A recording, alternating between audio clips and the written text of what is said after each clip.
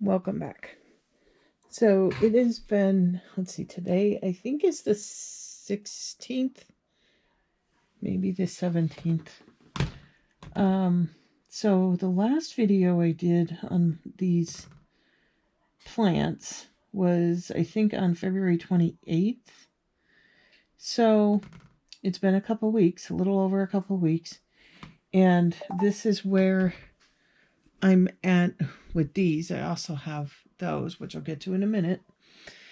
Okay, so if you remember kind of way back, I did determine that I got these too early. Now these ones came already grown. I think there was 8 of them altogether.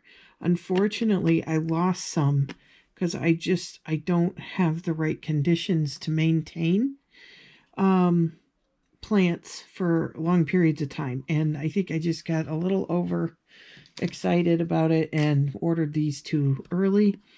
So I do have 3 of them left. I have the lavender, and that's doing okay. I actually just trimmed it back a little bit because it was getting a little crazy. But it does have a nice woody stalk to it. And then these like leafy foliage in that, and it does smell like lavender. So that's going to go in the ground as soon as I can get it in the ground safely without losing it. Because it says, let's see, perennial fragrant herb used in potpourri, cutting gardens, fragrance gardens. Plant in full sun, grows 18 to 30 inches, prefers a light, well-drained soil. So that I think I'm going to put probably somewhere around the house, pretty close to the house, because I think the soil drains pretty well. The closer to the house you get. Further out, not too sure. So this one is mint. Perennial fragrant foliage adds refreshing flavor to beverages, foods used fresh or dried. Plant in full sun 18 inches apart. Grows 12 to 24 inches tall. So this one, I'm not sure. I don't think this is the invasive one. There is a mint. A long time ago, my mom got a piece of some mint from our neighbor and did not realize how invasive it was. It was one little piece. And I think just to describe it, and this was probably 20 to 30 years ago, her garden, her vegetable garden, was somewhere in the vicinity of 100 feet long and maybe 30 feet wide, maybe 40. So it was quite a large garden. She planted one little piece of that mint, and we had to fight hard to keep it out of the garden to grow to grow food. So I'm gonna do a little research. I don't think this does not look like that one. So there's different types of mint, but I'm not sure how invasive this one is.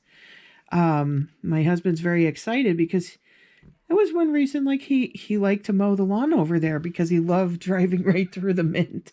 And no matter how many times he would ride that lawnmower through the mint, it will keep coming back. And to this day, it has been coming up for so many years. It does smell nice when he mows it down, but there's a lot of it. So not sure I want anything quite that invasive. Okay, so that was the second one. That one's still going pretty good. And then my cats keep hanging around the table because the catnip is still going.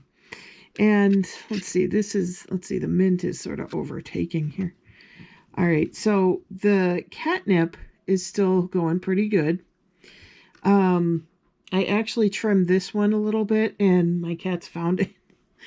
So they're pretty happy about that. I know you trim it and then you dry it and like shred it up, and that you can make your own catnip, which is probably one plan I was going to do, and then make some, I think they're called kick sticks. for cats. So I would like to get this catnip going pretty good. And that'll keep coming up every year too. I actually did have one plant out there, but we had some work done and I lost my catnip. So it was a little sad last year. Now, okay. These were the tomatoes, the different ones. Now this one is the tomato super sauce. Let me turn this around a little bit. Okay. This is the super sauce one. This is one, they're like medium size. And you can cook those down, makes great tomato sauce, which I did do one year. So I'm hoping these will all come out nicely. So that I can do some of that. I would love to can my own stuff like I used to when I was a kid. So tomato shimmer hybrid. So this is the one, I think it kind of stays somewhat green from the picture I saw on the packaging. So this one is going to be interesting, especially the flavor, because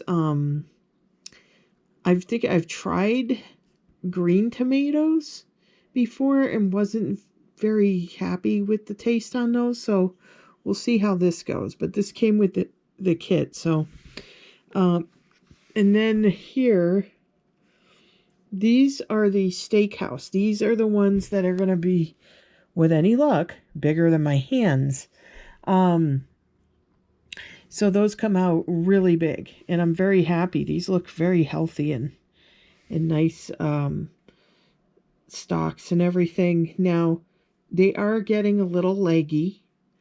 I did, let's see, these three here I have thinned, and I started thinning this one. This one is the 4th of July. So these ones should be producing around July. We'll see how that goes. I think they're usually a little later than I expect them to be. So, and these ones, oh my God, these did so well coming up. I'm going to have to learn to really only put certain amount of seeds in each tray or each pot, because when they come up good, they come up amazing. And the problem there is now I have so many of these, and they're all going to be competing for the nutrients. So eventually that could be bad. So I got to figure out what I'm going to do. I think I got to go out and get a really big bag of potting soil, and then see if I have any more pots, which I might, because I usually save them. Unless they're all cracked up or anything, I probably do have some around here. So I have to see if I have those and start transplanting the seedlings into those pots and then keep them going from there. But yeah, I'm pretty happy with these. Now, where I'm not very happy is this is the one from the Dollar Tree. It was just its own little pot, which I guess it's good in a way, because now I have at least one extra pot. I can put one of my seedlings into here. But yeah, it absolutely nothing has happened here. This has been, I think the last video you saw me create this, it's been no different than this. With these, it's been with them the whole time. These ones all came from Burpee. These ones, the ones that were already grown, came from bloomiq.com. So all of these are doing nicely, and I actually had 8 of these ones from Bloom, but it's not their fault, it's my fault for being overzealous, and I just don't have the right conditions to keep things going. In here, the light's not that great, and yeah, I got a little too ahead of myself on that. And I think I got those in like January. So I'm probably lucky that I got those, to this point. So, all right. So that's what my plan is here. I'll probably use this pot, start transplanting some of these seedlings.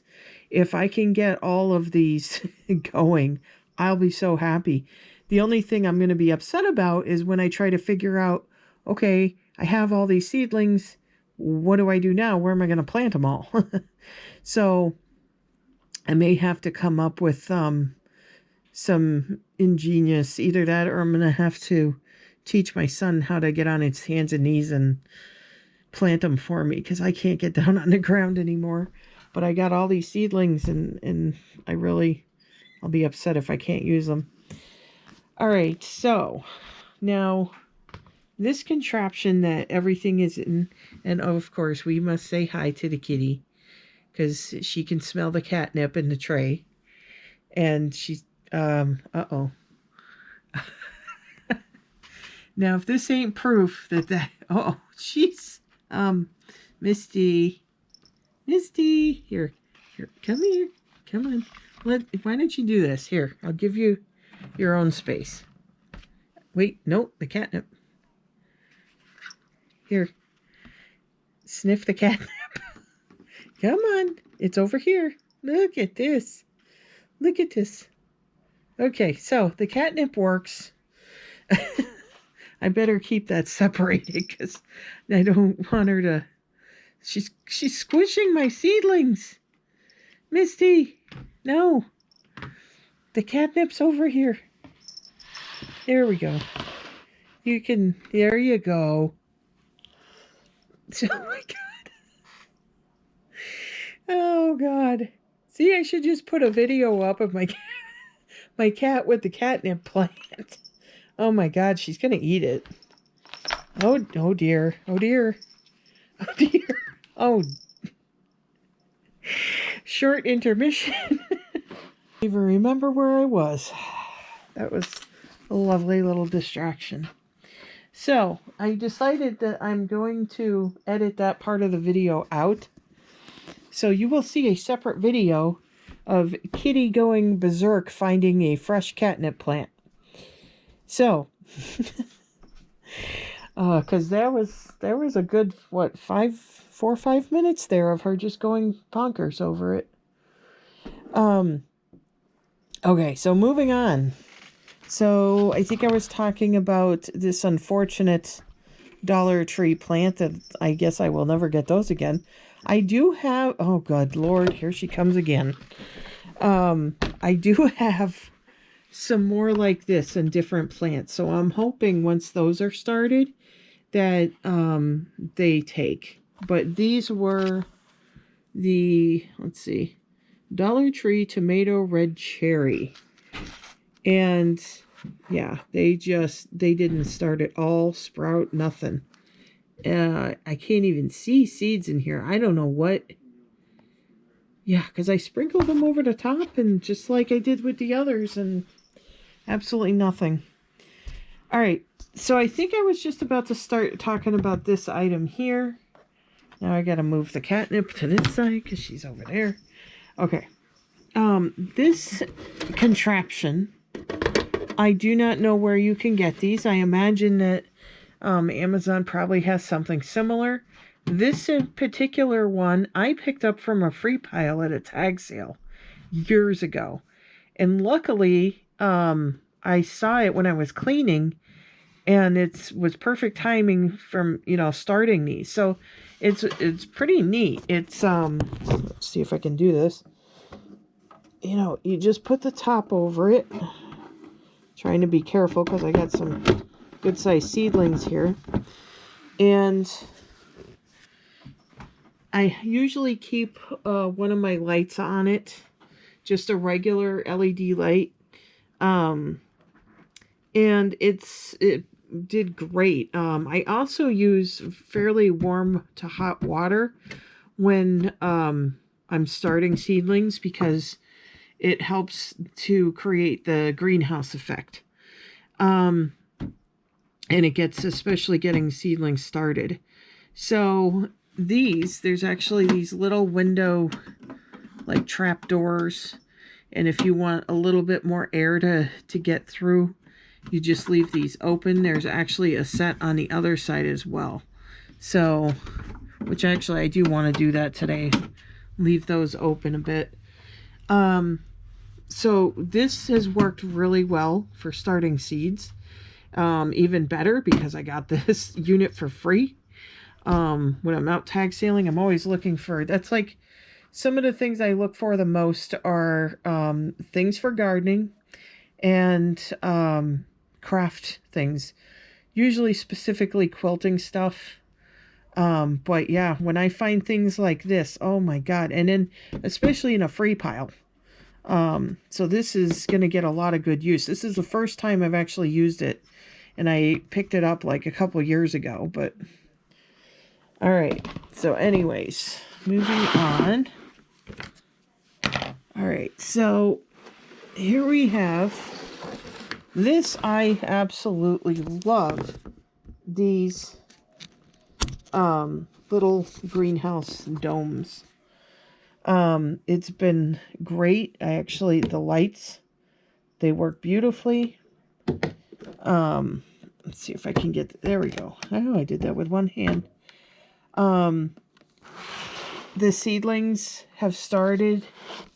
Almost everything has started now. It's been about 2 weeks, so I expect anything that's going to start has already started. So we have here the basil or basil. Marigolds are doing very nicely. I actually have a little fuzz in here, so I think I'm going to maybe leave the top off for today and then get the lights back on them. So yeah, I'm very, very happy with how these are coming out, and I'm getting a lot of marigolds. I think I remember I said that in the last video that I always have trouble getting marigolds to start, so I'm pretty happy about that. Now this one, we have marigolds and that helichrysum that I thought was dill, because that's what it looked like on the picture. There we go. That's better. Okay. And those, I think those, based on everything else, between the tomatoes and those, like everything started coming up on that. So, so I guess my next thing is maybe adding a little bit of plant food, see if I can strengthen some of this up, especially these and that one.